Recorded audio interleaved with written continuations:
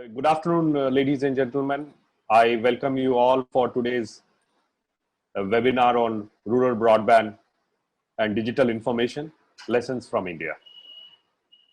Myself, Praveen Prashant, editor and director, Digi Analysis, will be your host and moderator for today's webinar. Before I introduce my eminent speakers, let me give you a brief introduction about the topic, rural broadband and digital transformation lessons from India. Digital India is the flagship program of the Government of India to transform India into a digitally empowered society and knowledge economy. Broadband highways is a critical pillar of Digital India on which a complete suite of digital services will be delivered to 130 crore Indians. BharatNet is the world's largest greenfield broadband project in the world, which connects around 6 lakh Gram Panchayats through OFC so that high-speed services can be delivered to 830 million people in India. Let me talk about two slides which will show how we have digitally transformed ourselves and how we have done during the COVID time. If we talk about the rural broadband connectivity, in 2014-15, we were at 59 Gram Panchayats or villages and 300 fiber kilometers. We are presently at 150,000 Gram Panchayat villages with 456,856 fiber kilometers. In terms of monthly data usage, this is mainly the wireless data usage or the mobile data usage, 0.3 GB to 12 GB, which is the highest. Internet penetration, 233 million to 700 million. Bank account penetration from 53% to 80%. In terms of Aadhaar or unique digital IDs, we are 700 million to 1.26 billion. In terms of digital transaction volume, 11.8 billion to 172 billion. Now we come to the next slide. If you see during the COVID time, how critical services have worked, it would be interesting to know that in telemedicine, we have done extremely well.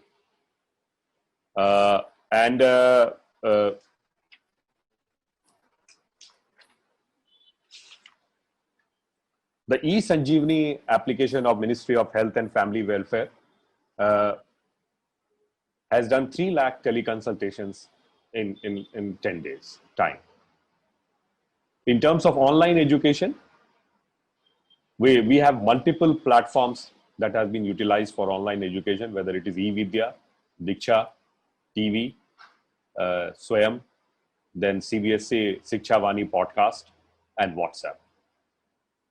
And the mix of everything has definitely helped us in providing online education to both rural as well as urban students at the same time. Direct benefit transfers data, we have already talked about for FY 2021, it was 176,932 crores. Total number of transactions was 148 crores and number of schemes was 380. That's there. In terms of e-governance, we have the central government scheme, the integrated MMP and the state MMP. And these numbers are very large.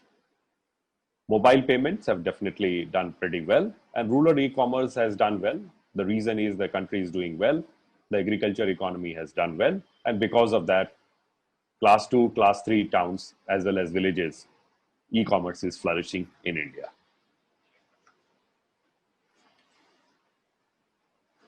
So let me introduce to our speakers for the webinar today. Arvind Gupta is the head of Digital India Foundation. He has an experience of more than 25 years and has exceptionally done well, both in academia as well as industry. And I welcome Arvind Gupta to this webinar on rural broadband and digital transformation. Mr. Sanjay Nayak, CEO and MD Tejas Networks, has more than 30 years of experience in the field of telecommunications and networking, as well as electronic design automation, both in India as well as the US. and he has been an active member of the telecom fraternity for a long time. He founded Tejas Networks in 2000. I welcome Mr. Sanjay Naik to this webinar. So I would now request Mr. Sanjay Naik, CEO and MD Tejas Networks, to give his 2 minute of introductory remark. So over to Sanjay Naik. Thank you, everybody. Thank you, Praveen.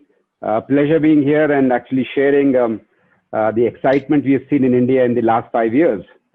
And as Praveen highlighted, there's a lot of progress India has made in transforming from a traditional economy to a digital economy. And if you see, the benefits of that were very evident during the current COVID crisis, where the rural India could jumpstart into a lot of high-tech stuff that we would normally imagine to be connected with cities. So when I look at what's happened and what's made that work, there are really 3 pieces of things which I thought happened, which are very, which are the pillars around which the whole transformation has happened. So let me just talk a little bit about those. Starting from the most important one, the connectivity highway. So what India has done, which is extremely remarkable, is that while the urban India was connected by the mobile operators like the Jio, Airtel, and others, and they have actually done extremely good job in terms of giving high-speed mobile broadband services, the government of India stepped in proactively and basically created BharatNet, which basically connected everybody in rural India. So now, between the private telcos who connected the cities and the government which connected the villages, we have a connectivity which is across the country.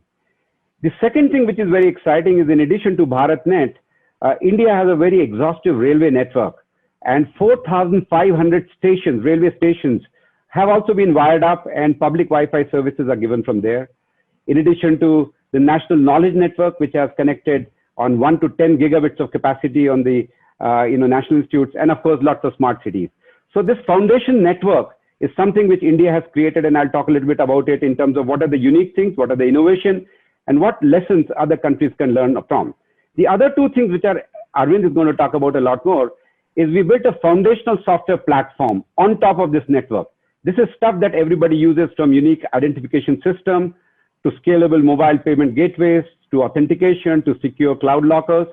And on top of that, the citizen services stack got set up in terms of all the governance services, education, tax, citizen benefits, etc., etc. And also the stack and the network is being used by the startup ecosystem. And India has probably one of the top 2 or 3 startup ecosystems who have leveraged this common infrastructure to really, going and creating something which is very unique. So these 3 pillars together have brought in something which I feel is absolutely remarkable, and which is something we are very excited about. So during the course of the next 20 to 30 minutes, we will go through all the 3 elements. And at this stage, I will step back and let Arvind come in and talk about the foundational software platforms and the services and the Digital India perspective, because he has had the best ringside view of how this whole transformation happened. So over to you, Arvind. Thank you, Praveen, and thank you, Sanjay. Number one, if you could give me the privilege to be able to share the slide. Thank you. Good afternoon, good morning, and because I know people are joining from everywhere in the world. I have a small talk on, and assisted by this presentation, which basically talks about what Sanjay has just explained and Praveen started off his discussion with, which is, I find this whole approach of whether you call it rural broadband or just taking broadband to every home. In India, we use the concept of BharatNet or taking broadband for all as an approach to whether it's rural, non-urban, urban. Today I think the boundaries are blurred a lot. As building those new highways on which akin to the brick and mortar highways, where once you build the highways, they become public goods, and then you will have a lot more cars, which are drivers, which are internet users, coming on top of them, and then basically, and if you create better destinations, which the startups and the government themselves are doing, there'll be a lot more traffic on that.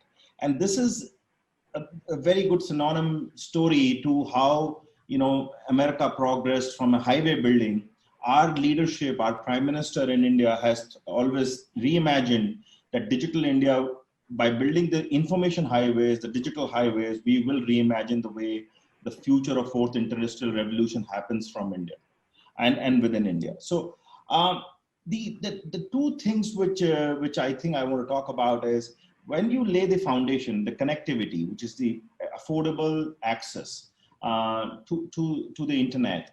That those are the roads. You need to create, destinations and drivers and instruments on top of them. I'm not going to talk about the drivers and the instrument, but really to create destinations. What India did is we took a platform approach, and the platform approach was bottom up rather than top down. I know some panelists or some attendees have talked about millions. That we should comment only in million. My slide is intended for that. It's all in millions. So millions and billions, you'll understand very well. Most of the developing nations and people who are represented from various countries today will identify with this, that the global platforms are top down. They address people who are already connected, using already high-end smartphones, and then from there down to the green slice of the pyramid, and then the orange, the orange and the red, and the orange and the red gets left out. India took a very different approach, where we started from the bottom and said we'll develop a platform which will be a public good, and this is the big distinction: a platform as a public good, software infrastructure along with the hardware infrastructure, the software infrastructure will be available for everybody to use, be it governments, be it startups, be it businesses, be it financial institutions. It will be available for everybody. And in India, we call this infrastructure India Stack. And this India Stack is nothing but an interoperable set of APIs, which have a couple of things at a disposal of everybody in India. The identity layer. It's who you are, not what you know or what you have. It is a paperless layer integrated with that. So it's like a Dropbox or your box.com or whatever you imagine, a digital authenticated document locker, where every document that is stored there is authenticated at source. And once authenticated, it's always authenticated. So degree mark sheets, driving licenses, your proof of address, which is then used for KYC, all stored there. And then, once there, they can't be changed, but they can be shared. And I'll come to that. And of course, the third very important layer that people have talked about a lot is the payments layer. This is the reimagination of payments in the world. And, we had probably 2 or 3 payments players in the world. India reimagined payments and indigenously build it. So, and if once you actually interconnect all of them, and I'm going to stop here for a second in the payments layer. I was explaining the 3 layers: the identity layer, which is built.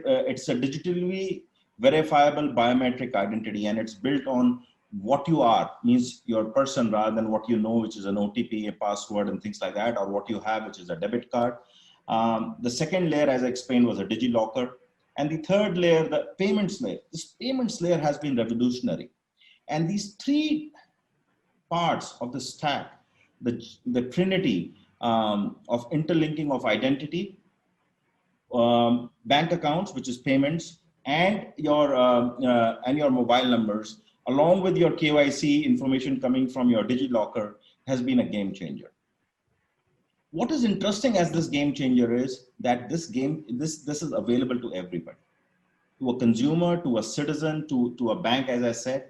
And part of what Praveen presented in his first slide, why India has seen the lowest cost internet access in the world, we have the lowest cost internet per GB in the world today, is because today we have removed the customer onboarding cost to almost zero. It's completely digital onboarding using the eKYC features of India Stack. 2, and this is the design principles. The India Stack, the India platform approach, is designed with bottom up, which is including rural audience, digitally unconnected, and I'll talk briefly about that, low income, multilingual, senior citizens, very low literacy. because the world is seeing people are becoming digitally literate before they're becoming alphabetically literate. What you see here is for the technically oriented, the UPI, which is the Unified Payments Interface, which is the payments layer that India has developed, saw last month, in March of this year, saw about 1.2 billion transactions. We just ended September with 1.8 billion transactions, starting from a meager 100,000 transactions, 4 years ago. So this changes the game, because this is now every bank account is now a virtual email address equivalent. So my bank account can be easily said as my phone number @bank account. And that is what has changed the game completely in terms of how the access has happened, how the reach has happened. And I know everybody's talked about it. Second part, this is the stories, the starting of the story of disruption using platforms. Aadhaar is the digital identity platform of India. We have disrupted identity, money. We are now going towards skills, healthcare, and education. So it's just a start of disruption in various industries. And one of the very interesting use cases of this 3 portions of the stack has been this whole thing about financial inclusion. 400 million bank accounts opened in about 4 years. The first 250 million were opened in 2 years. And this is the biggest financial inclusion mankind has ever seen. This is more than the population of the United States, by the way. That's the number of people who have been given an access to bank account who didn't have before. So we are at about 99.9% banking inclusion at the household level. This is an amazing thing. And believe me, these bank accounts can hold 0 balances. That's another very, very important aspect of this. I mean, you could, because the poor really need banking where they really don't need to maintain balances and still don't pay a banking fee. So this is a game changer that has happened in financial inclusion. Every country wants it. 2, the government started building out this platform really to do what is called direct cash transfers or direct benefits transfers, means money directly into the bank accounts. Least did the government at that point in time realize that we can actually use this, and this is the innovativeness of policy and leadership, that we can use this to really disrupt everything else that we can ever imagine. And that's what they did. But the primary use, the first use case for the government was direct benefits transfer. And this direct benefits transfer was, because we had so many fakes and duplicates and into the government service delivery system, that we wanted a unique identity, a biometric identity, that Arvind Gupta was not claiming the same benefit in Delhi and Arvind Gupta was not claiming the same benefit in another state, Mumbai, and so on and so forth, or fakes and duplicate and ghosts were repeated. It was a study by international institutions which said if $100 billion left the government coffers, only $15 billion reached the last citizens. $85 billion were lost. Now, the government said we need to plug this hole and make the $100 billion worth $100 billion worth. And that's the reason this identity system got started with the link to the UPI, where the money would be pushed directly into the bank account. Praveen mentioned this. We have transferred over $150 billion using this as of today. In the last 2 years, $22 billion has been saved in identifying in ghosts or people, non-existent beneficiaries. About 80 million non-existent beneficiaries have been thrown out of the system. What it has costed us to build this system? $2 billion. Saved $22 billion. Very, very good maths for a country. And it's really worked very well. And for the paucity of time, I will just give you last example, and then I'll conclude with a few more remarks. This India stack is presence-less, but can enable such great things. Pensioners all over the world have to give what is called a proof of life. Now, with a biometric identity, you can give this proof of life sitting at your home. So people don't have to step out of their home, senior citizens, to give proof of life to get their pensions every month, which is directly now credited to their bank accounts. So direct credit into the bank accounts, sitting at their homes. And you see the numbers. It's, almost 36 million people have enrolled for such schemes. So when I say that the design of the India platform called India Stack is completely based on bottom-up societal benefit, really solving the tough problems of society, I would be undermining the same. It's really, really serving and actually, doing the job it's supposed to do. Give you a couple more examples. This whole layer has now been multitasked to use. So Sanjay talked about the broadband layer, which is really the connectivity, the software foundational layer, which is India Stack. And on top of it, we built so many applications. We means the government built a lot of applications. I was CEO of MyGov, we built applications on top of it. And the previous application is built by us, which is like an entitlement engine. There are 400 plus schemes that citizens can avail of, but they're not entitled to all of them. They're not aware to all of them. We have a small AI-based engine where you plug in your basic details and your Aadhaar, your identity number, you get to know what you are currently availing and what you can also avail. And digitally onboard all of the citizens on that. So the disruption in governance, the disruption in businesses has been tremendous. And the destinations that startups have created today in India, a startup boasts of opening a bank account in 55 seconds. And believe me, nowhere in the world you can open a bank account in sometimes in 5 days, sometimes maybe 4 hours. The best that has come closest to 55 seconds has been a semi-bank account in 4 minutes. We open a bank account in 55 seconds. So the story of open innovation with transformation capability to create solutions for the society, savings for the government. In times of COVID pandemic, Praveen had so many cases for agriculture. You need connectivity, you need platforms, and you need applications on top of it. What India has done is taken an approach, what is called a public goods approach, make sure all this is available as a public platform. Everybody can, innovate around it. And, that's prosperity for both the startups, the ecosystem, as well as society in general. The government saves money in the process, and we have a success story. I'll give you one last piece and just leave it there, because this is the most important thing from my perspective as a lesson from the India journey. Number one, of course, mobile first, this goes without saying. Regional means local languages. Assisted mode means transactions. We've created these offline centers also, where people who have problems doing the first 2-3 transactions themselves, they go there and actually start learning those transactions. So it helps in skills, literacy, as well as assisting them if they're stuck somewhere. We have 400,000 such citizen service centers spread throughout the country. Agile policy making. This whole telemedicine, this whole field of telemedicine only got kicked off in February and March this year. And it took a very quick decision making from the government. Platforms that are being built in India, and those are the lessons for the world, should really start from bottom up, looking at the lowest common user, not requiring highest CPU usage.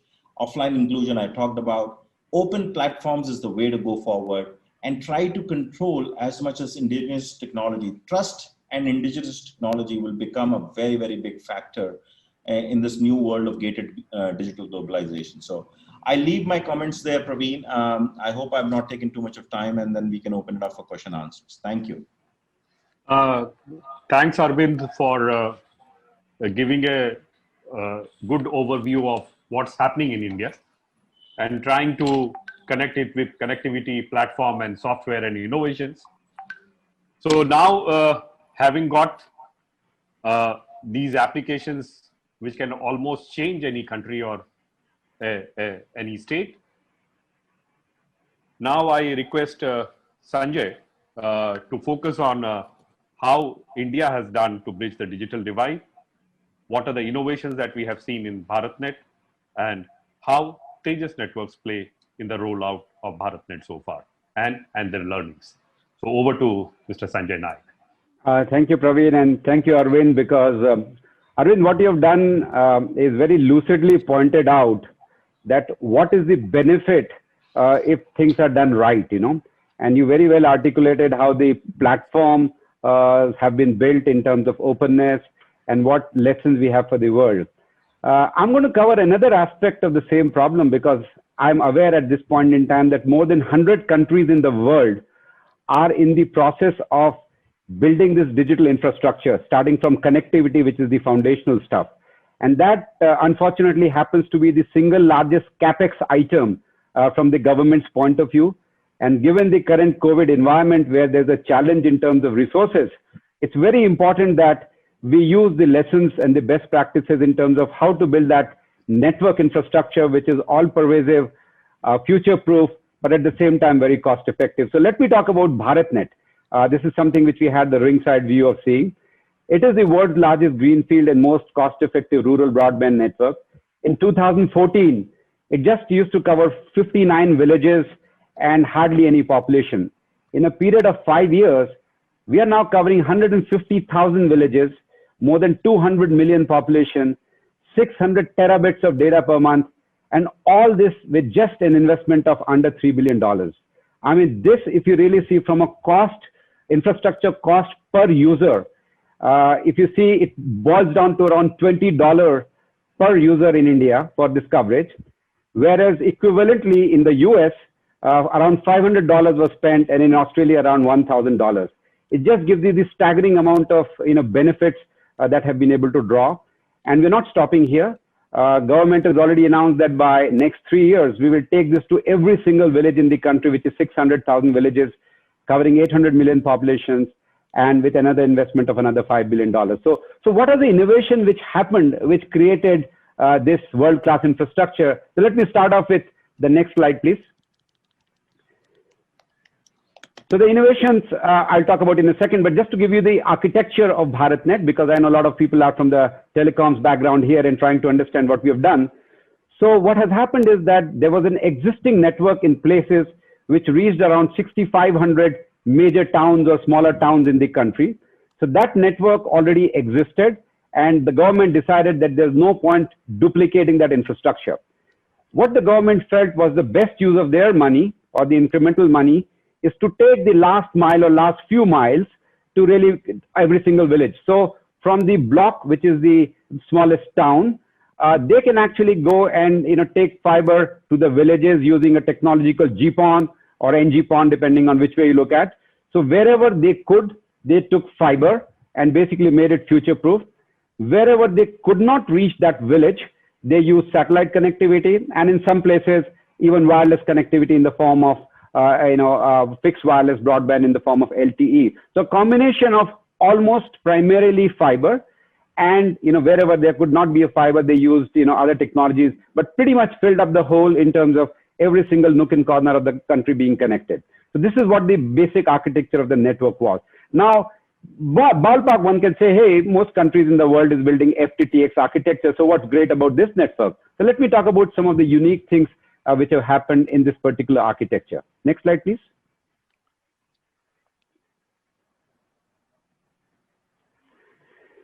So let me start off with the first thing, which is that it was really conceived that bandwidth demand will continue to increase. In fact, there's a very common misunderstanding that in rural people or rural population, why do you need such high capacity bandwidth? It's really the city guys who need the bandwidth. Actually, it's been found out that the amount of bandwidth needed at times is inversely proportional to the education level.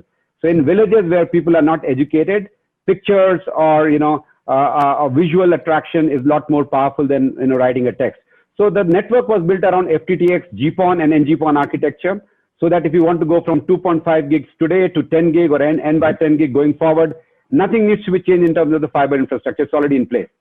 The second was, as I mentioned, an optical mix of fiber, satellite, and wireless. So all the three technologies were used: fiber if you can, and wireless or satellite if you had to. But that again was a mechanism, and I'll talk about this thought process also led to some new innovation in product architecture, which I'll talk about it in a few minutes. Third was very interesting actually. So India, and for that matter, most countries in the world, the big problem of laying a large scale broadband infrastructure is the right of way. The amount of time it takes to do the construction of those trenches and all that stuff. So what India did is that there was a lot of public utility assets which were available from railways, electricity company, oil and gas company. Even one state took the water pipeline. They laid 40,000 kilometers of new water pipeline. And inside those water pipeline trenches, they basically put fiber along with it. So using that existing infrastructure and right of way, very quickly you could get a reliable fiber laid out to the largest part of the country. And the last one, which is a very important problem, especially in rural areas, that many times you do not have reliable power.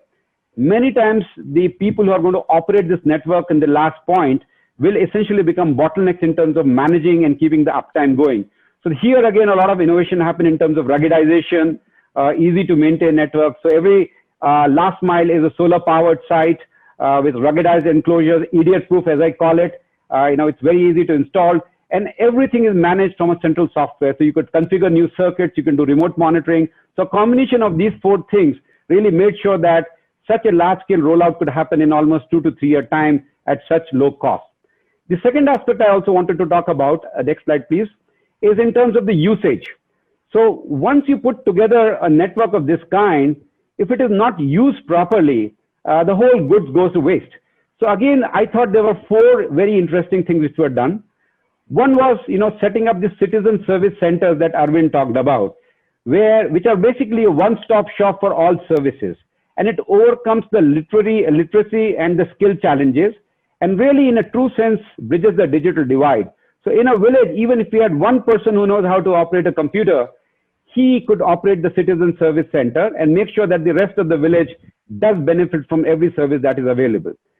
The second thing related to this is it really was talking about empowering local village entrepreneurs.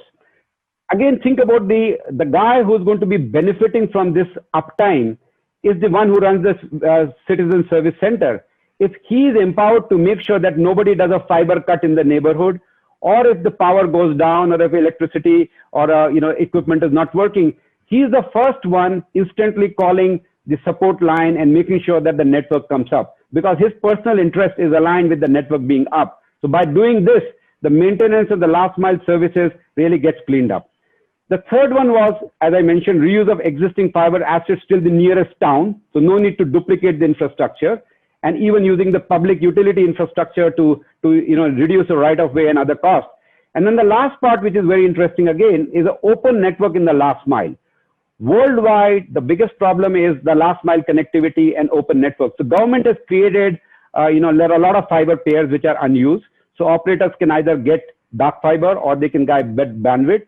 And in turn, they can actually take their wireless network to the last village in the country, which they would have otherwise not gone financially, by essentially buying bandwidth and essentially buying operation systems. So this is a very good way to make the whole network self-sustainable from a business model angle, because this is one thing when I go around the world, I hear from a lot of people that, okay, the government is willing to put the capex one time, but how do we make it self-sustainable? I think this is what has been done in the context of India. The third slide, which I wanted to present as an outcome of the innovation from the BharatNet, is on the technology side also. I know there are a lot of people in the call today who look at the technology. Can you go through all the animation, please? So essentially, as I mentioned earlier, you needed a equipment of the kind that could take all the different kind of services on the same platform. So if you needed to give enterprise data services or backhaul from base station on active Ethernet, that should be possible. As and when the fiber gets laid to that part for homes or enterprises, you can give it on GPON. And wherever you are not able to do that, or if you want to service on day one, you can start off with the broadband wireless access on 4G or 5G using the LTE technology. So one of the use cases which we see very, very interesting is in countries where an operator wants to launch a broadband service in an unpenetrated area. He starts off with a wireless infrastructure on day 0, puts one base station, and 3 to 4 kilometers radius, everybody gets broadband access. And as and when he keeps laying fiber, he starts giving GPON services from the same platform. And then, of course, when the base stations come up or enterprises come up, he can give. Everything can be done from one system, including the transportation function on MPLS and other technologies. And this was really the world's first ultra-converged broadband access platform that we created in Tejas after seeing this use case in India. And we really feel that this platform is extremely useful. It dramatically reduces the capex as well as the opex cost for many people who are trying to roll out broadband networks in the world. Anu, can you keep flipping the animation, please?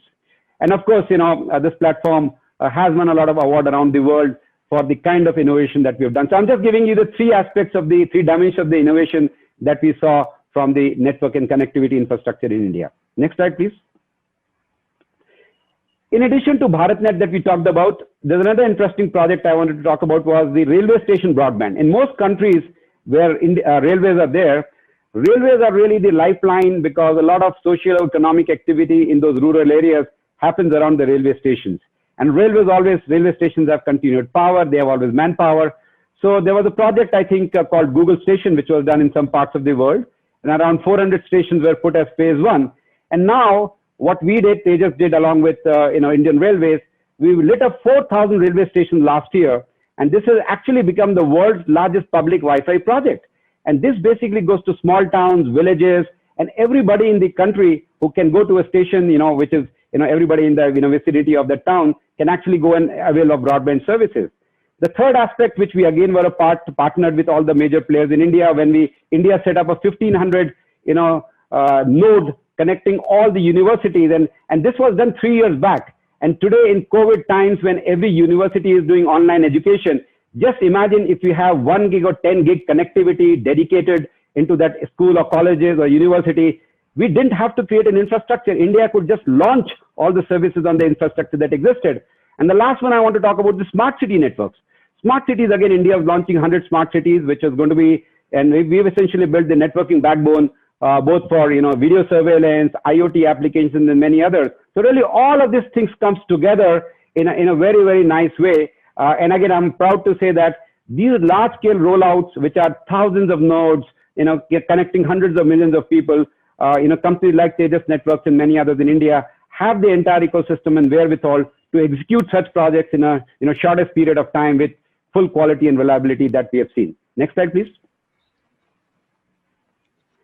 So just to summarize again, so what does India bring to the table for any country which wants to really transform a traditional economy to a digital economy? I really think from one end, as we talked about, from the networks to the foundational software to the application, the entire stack in local languages, which Arvind talked about, is available from India, which is something which we can give to the world. The second is end-to-end networking solutions, whether in FTTX, on wireless, on satellite, on software, whatever is required. I think we have the capabilities and we have demonstrated amply that it can be done. Third dimension, which is very, very important in India, is you need the latest technology, you need the highest quality because of ruggedness and the rough use at the lowest cost points in the world, affordability. And I think this is the combination of these three things is extremely exciting. Fourth one, and Arvind touched upon, is that when everything in the world is connected, trust, security is paramount. I think this is a time in the world where if you were to ask any government, any private citizen, what's the most important thing, onboarding onto a digital ecosystem, it is trust and security. I think India, as an IT partner to the world, has demonstrated over the last 25 years that we can be trusted with the most critical data, most secure data. And I think that thing can be brought together for the all the three stacks that I talked about. The skill development and knowledge sharing, as we mentioned earlier, this is something which India has done. And a lot of countries in the world who are looking to do these kind of things for their countries. I think they can jumpstart with what we've already done in India, don't need to replicate and reinvent the wheel. And the last part, which Arvind mentioned again, is strong government support. The government in India has been very proactive. So I think, as a country, there's a lot of activity which we can do together. And that's really what I thought was a combination that, if you look at all the three pillars that I talked about earlier, from the foundational network to the foundational software to the applications, the Troika has really worked magic in these COVID times. And I really feel this is something which India can bring to the world. At this point, I will pause and hand it over back to Praveen. I would like to thank all my speakers as well as delegates who took part in this session, in this webinar. And now I would, and if you have any further questions, you can send it to us or to Anu as well as Santosh, and we will try to answer it in a given frame of time so that we are able to clear all your queries before you move forward to have a long-term relationship with India as a complete ecosystem package that we are thinking of. I would like to then sign off from here.